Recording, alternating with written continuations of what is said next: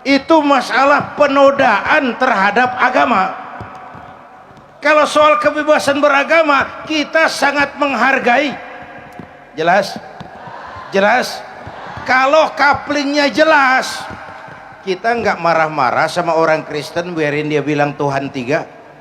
Ya, itu kebebasan beragama. Lakum dinukum. Kita nggak marah sama orang Persia walaupun dia bilang Tuhan ada dua. Kenapa? Kaplingnya beda. Lakum dinukum. Tapi kalau ada orang ngaku Islam lalu percaya ada Nabi sesudah Nabi Muhammad, itu namanya penodaan terhadap agama. Jalan yang paling aman, bubarkan, selesai. Jelas? Jelas? Keluar, saya berikan peringatan. Ke dalam kita harus jaga gawang. Tahu jaga gawang? Ku anfusakum wa ahlikum. Kita menghormati orang lain agama. Soal agama orang lain, lakum dinukum. Yang kedua, jangan menyembah kecuali hanya kepada Allah. Ayo kita ngobrol. Ini kita semua hamba Allah bukan? Hamba Allah kata siapa? Kata kita. Kalau kata kita namanya ngaku. Ngaku itu boleh dan murah.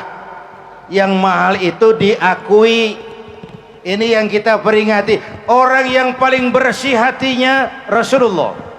Orang yang paling baik akhlaknya Rasulullah.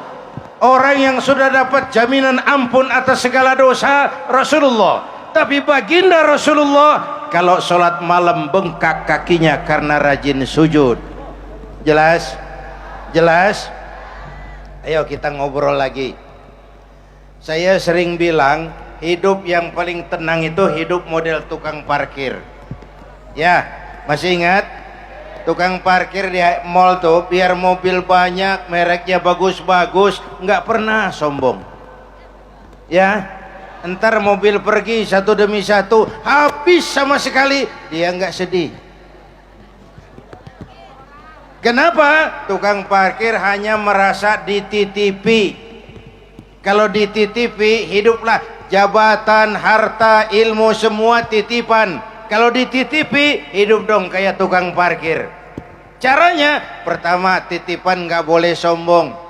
Masa dititipin doang sombong, nggak pantas ah. Ya, ada orang dititipi jabatan sombong. Ada nggak pejabat sombong? Ada, namanya Fir'aun.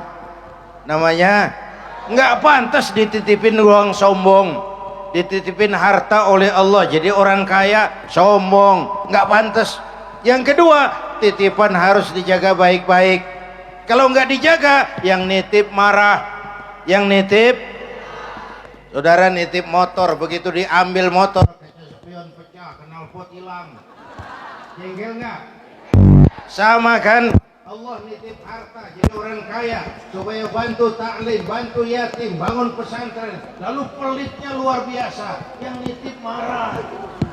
Allah nitip Indonesia, hai rakyat, ini Indonesia aku titip. Titipan ini ditebus dengan keringat, darah, air mata dan nyawa. Ini negara besar, aku titip negara besar dan kaya yang namanya Indonesia. Kekayaan negeri ini digunakan untuk semakmur kemakmuran rakyat, disalahgunakan, dikorupsi. Yang nitip kalau yang nitip marah, dia suruh makhluknya yang lain negur. Siapa? Merapi. Siapa? Bromo. Siapa? Semeru, anak Krakatau. Itu kan makhluk Allah.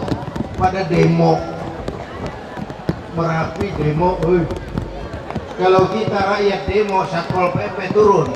Kalau Merapi demo, siapa yang ngurusin? Mbak Marijan. Udah selesai. Mbak Marijan udah berangkat, udah ketemu sama Mbak Sorip. Udah ketemu di alam barzah, kata Mbak Sorip, tenang Mbak Marijan, tak gendong. Awan. Coba. Yang 100 tahun kita bangun selesai oleh gempa 3 menit. Ya, Ya, yang 100 tahun kita bangun luluh lantak oleh gempa 3 menit. Maka ayo kita jangan menyembah kecuali hanya kepadanya. Kita perlu Allah. Tuh. Yang kedua, kita harus berakhlak kepada sesama manusia. Siapa itu? Sesama muslim, saling rukun. Yang kedua, antar umat beragama, saling menghormati, saling menghargai dalam batas lakum dinukum. Yang ketiga, rukun antar umat beragama dengan pemerintah. Kita prihatin sekarang ini saudara-saudara di Timur Tengah kan lagi pada meriang nih. Ya, Tunisia udah kejadian, Mesir nyusul, sekarang Yaman meriang, Aljazair panas dingin. Kita belajar dari sejarah, kita juga pernah mengalami tahun 98-97. Maka kita harus jaga kerukunan antar umat beragama dengan pemerintah. Yang baik kita dukung, yang salah kita perbaiki. Setuju? Setuju? Yang ketiga, rukun antar umat beragama dengan pemerintah. Lalu yang ketiga, akhlak kepada sesama manusia. Sebagai dijelaskan tadi, Islam ini rahmatan lil alamin. Jika dengan mengembangkan 3 kerukunan ini, insya Allah nikmat kehidupan kita.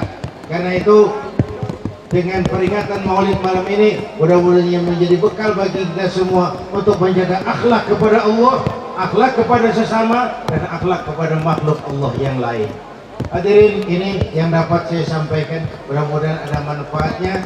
Lebih kurang mohon maaf. Usikum wa iyaya bitaqwallah. Wassalamualaikum warahmatullahi wabarakatuh.